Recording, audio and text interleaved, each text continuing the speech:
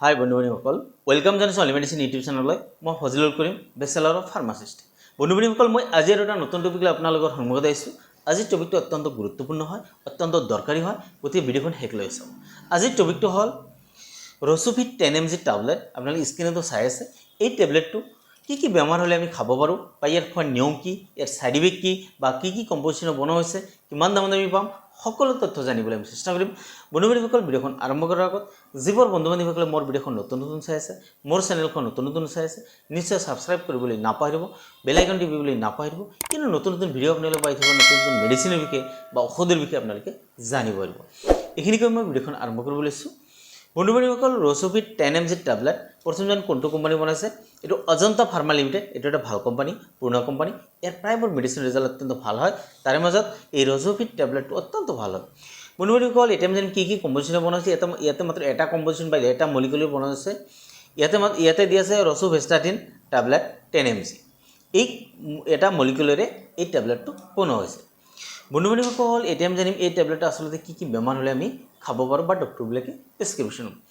এই টেবলেটটো বিশেষকৈ যিবোৰ মানুহৰ কোলেষ্ট্ৰলৰ পৰিমাণ বাঢ়ি গৈছে, শৰীৰত কোলেষ্ট্ৰলৰ পৰিমাণ বাঢ়ি গৈছে বা ব্লাডত কোলেষ্ট্ৰলৰ পৰিমাণ বাঢ়ি গৈছে, সেইবোৰ মানুহৰ ক্ষেত্ৰত এই টেবলেটটো খাবলৈ দিয়া হয় বা ডক্টৰবিলাকে প্ৰেছক্ৰিপশ্যন কৰে। বন্ধু-বান্ধৱীসকল, শৰীৰত গুড কোলেষ্ট্ৰল আৰু বেড কোলেষ্ট্ৰল থাকে। যেতিয়া মানুহৰ বেড কোলেষ্ট্ৰলটো বাঢ়ি যায়, গুড কোলেষ্ট্ৰলৰ পৰিমাণ কমি যায়, তেতিয়া মানুহৰ বিভিন্ন ধৰণৰ বেমাৰ দেখা যায়।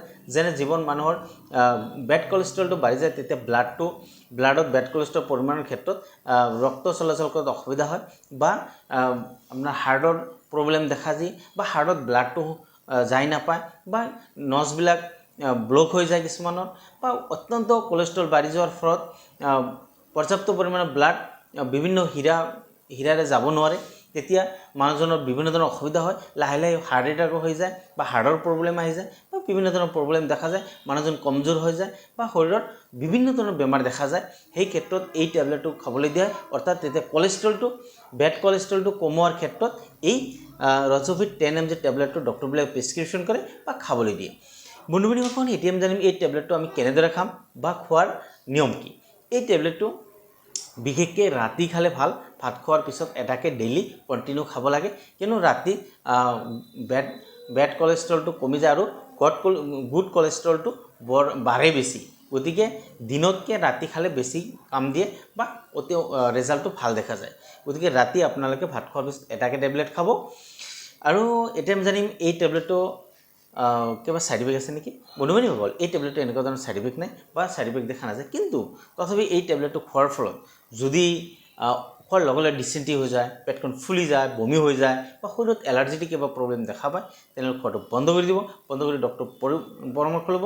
ডক্টৰৰ পৰামৰ্শ লৈ তাৰপিছত আপোনালোকে কণ্টিনিউ কৰিব। বন্ধু-বান্ধৱীসকল, এতিয়া আমি জানিম এই ৰসুভিট 10 mg টেবলেট আমি কিমান দামত পাম। বন্ধু-বান্ধৱীসকল, এটা ষ্টেপত 20টা টেবলেট থাকে। 20টা টেবলেট থাকে, ধুনীয়া পেকেজিং হয়। 20টা টেবলেটৰ দাম আহিব 268, অৰ্থাৎ 268 টকাত পাই যাব। 268ত আপুনি এই এটা ষ্টেপ পাই যাব। এটা ষ্টেপত 20টা টেবলেট থাকে। 20টা টেবলেটৰ দাম 268। বন্ধু-বান্ধৱীসকল, এতিয়া আমি জানিম এই টেবলেটটো বিষয়ে আমি জানিলোঁ। কিন্তু এই টেবলেটটো লোৱাৰ আগত আপোনালোকে এক্সপায়াৰ ডেটটো ভালদৰে চাই ল'ব।